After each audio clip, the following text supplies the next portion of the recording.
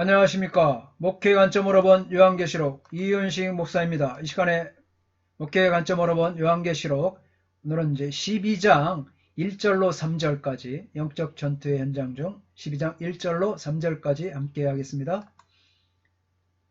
용과 하나님 및 하나님의 백성 간의 전쟁, 이것이 이제 12장 1절부터 13장 18절까지로 계속해서 이어지고 있습니다. 보통 12장 1절로 13장 8절을 요한계시록의 심장이다, 요한계시록의 심장, 이렇게 부르는데, 이 부분은 하나님과 그의 백성과 용, 그의 백성 간의 싸움, 또 어린 양과 그의 맞수인 짐승 간의 싸움이라는 핵심적인 주제를 다루고 있기 때문입니다. 요한계시록 12장은 종종 요한계시록 전체를 푸는 열쇠로 간주되었습니다. 12장에서 새로운 환상이 시작됨에도 불구하고 12장은 요한계시록 이전 주제의 부분의 주제를 계속 전개하고 있습니다. 12장은 1장부터 11장에서 점진적으로 펼쳐진 교회와 세상 간의 영적 싸움을 더 깊이 전개하고 있습니다. 12장은 교회 공동체와 사탄과의 적대적 관계를 여자와 용의 대립을 통해 상징적으로 소개합니다. 그리고 13장은 적대적 세력으로 용과 동역관계에 있는 두 짐승을 소개합니다. 그리고 14장 1절부터 5절에서는 적대적 세력으로부터 승리하여 하늘에 앉아있는 14만 4천의 모습을 기록합니다. 14장의 이러한 내용은 7장 1절로 8절에 14만 4천을 발전시킨 개념입니다. 그리고 14장 6절로 20절은 악의 세력에 대한 최종적 심판 현상을 소개하고 있습니다. 12장은 1절부터 6절, 또 7절부터 12절, 또 13절부터 17절, 이 세 부분으로 크게 나눠질 수 있습니다. 그래서 A, B, A-의 구조를 가지고 보겠습니다. 등장인물, 적대적 관계.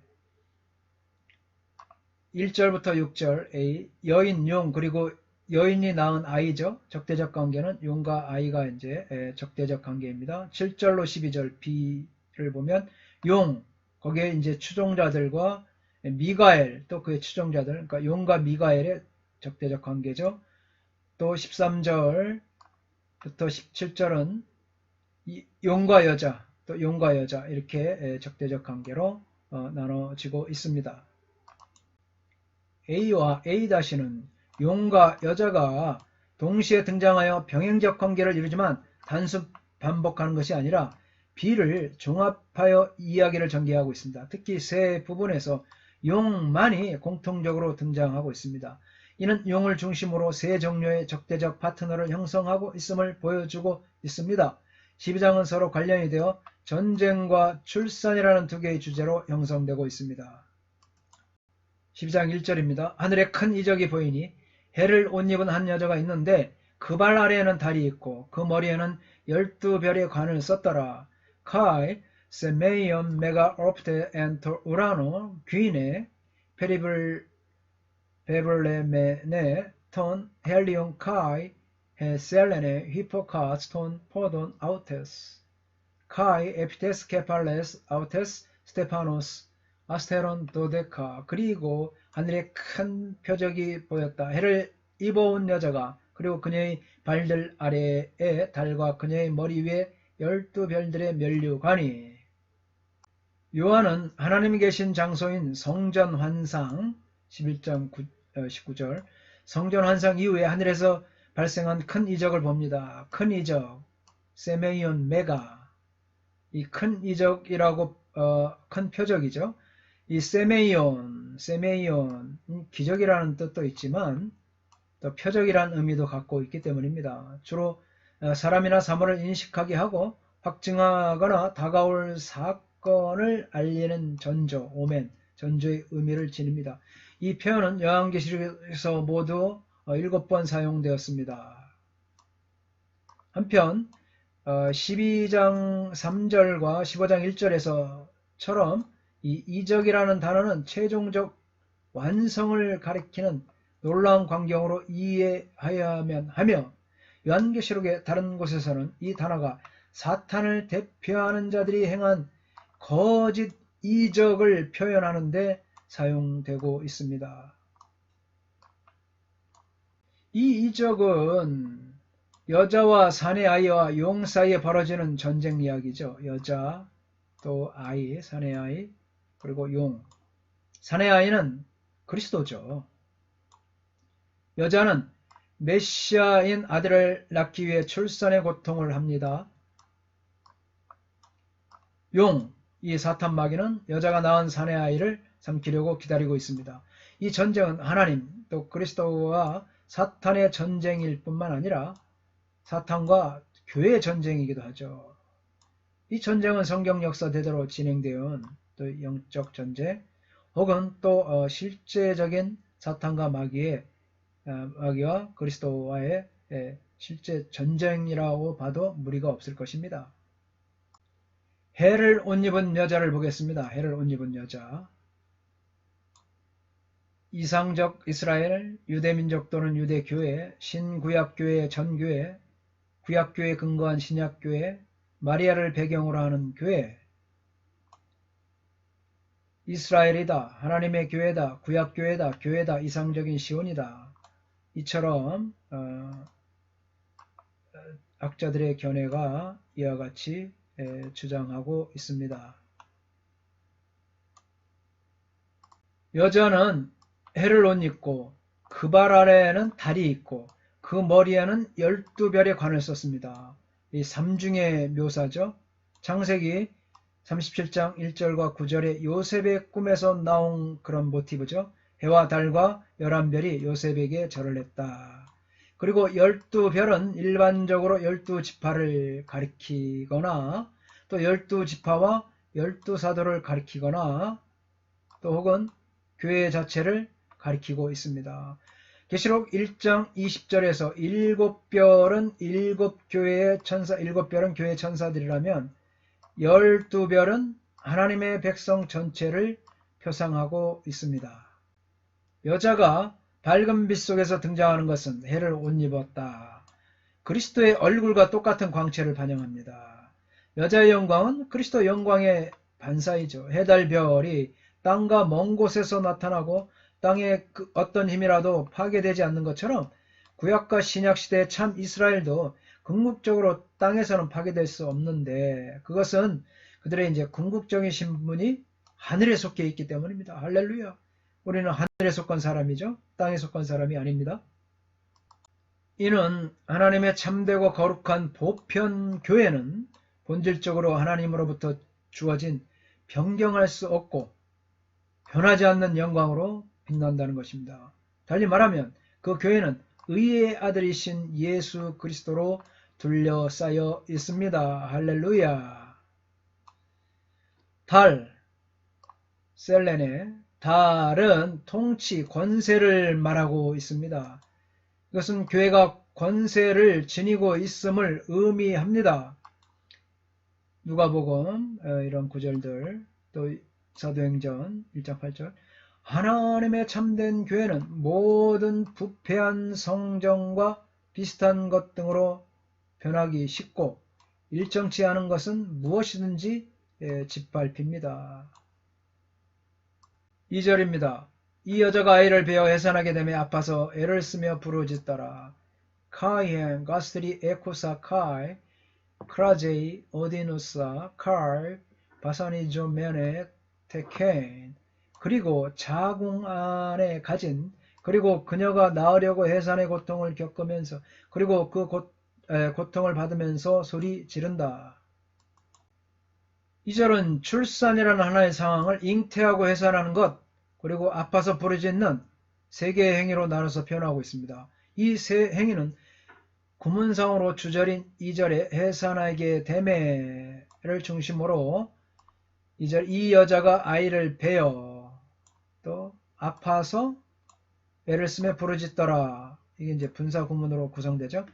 아파서 애써 부르짖는 모습을 중심된 행위로 강조하고 있습니다. 이를 통해 아이의 잉태와 해산은 고통 가운데 있음을 보여주고 있습니다. 여자의 첫 번째 행동은 아이를 뵌 상태로 여자가 임신한 여자는 그리스도 예수신 것이죠. 그러므로 그리스도는 하나님의 참된 교회를 통하여 오실 것입니다. 여자는 이로 인하여 아파서 부르짖게 되고 세 번째 행동으로 해산을 하게 됩니다. 고난 중에 이스라엘은 종종 해산의 고통을 당하는 여인과 비교되고 있습니다. 이런 구절들이 말하고 있습니다.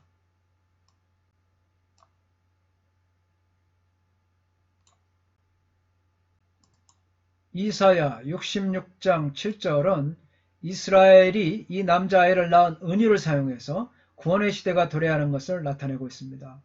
그래서 66장 7절 보면 시온은 진통을 하기 전에 해산하며 고통을 당하기 전에 남아를 낳았으니 따라서 이 해산하는 여인은 그리스도를 기대하며 고통받는 참 이스라엘을 가리키고 있죠. 본문은 두 가지 의미가 있습니다. 하나는 메시아의 탄생이고 다른 하나는 메시아 시대를 해산하려고 힘썼기 때문에 역사 전체에 걸쳐 겪게 되는 하나님의 백성들의 메시아적 고뇌다라고 할 수 있습니다. 하늘에 또 다른 이적을 보이니 보라 한 큰 붉은 용이 있어 머리가 7이요 뿔이 10이라 그 여러 머리에 7 왕관이 있는데 Car of the Arlo Semeion and Urano Car id Dracon Megas Puriros Ekon Kephalas Heptakai Kelata Dekar Car Eptas Kephalas Out Hepta Diademata 그리고 하늘에 다른 표적이 보였다. 그런데 보라 큰 붉은 용이 7머리들과 10뿔들과 그의 머리들 위에 7면류관을 가지고서 큰 붉은 용 사탄을 상징한다. 하나님을 대항하여 파괴의 능력을 가진 거대한 사탄의 세력이다. 죽음의 피필 사탄, 그리스도 보혈을 도전하는 세력, 파괴를 가진 사탄의 모습, 사탄의 지배력을 묘사 마귀다. 이렇게 학자들은 견해를 밝히고 있습니다. 하늘에 또 다른 이적이 보이니 곧 용이 등장합니다. 용은 몸집이 거대하고 붉은색을 띠었습니다. 붉은색은 용이 성도들의 피와 예수의 증언들의 피에 혈안이 되어 있다는 것을 회화적으로 그리고 있습니다. 구약 성경 전체에서 사용되는 용 심상은 예외 없이 하나님의 백성을 박해하는 악한 나라를 표상합니다.